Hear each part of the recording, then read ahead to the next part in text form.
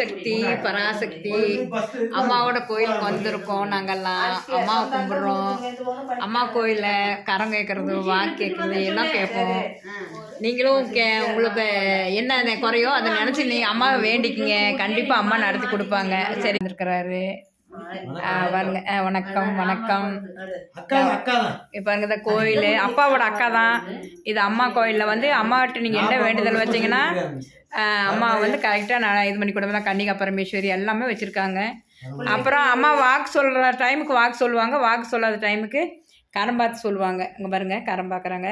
கரம் பார்க்குறதுக்காக எல்லாம் வந்திருக்காங்க. அதெல்லாம் கரம் கேட்பாங்க. இல்லை கரம் கேட்குறது கரெக்டாக நடக்கும். கொட்டமுத்து ஆமணக்கு கொட்டைம்பாங்க இல்லையா? ஓம் சக்தி பராசக்தி. ஓம் சக்தி. அப்பா நாங்கள் எல்லாம் வந்திருக்கோம்.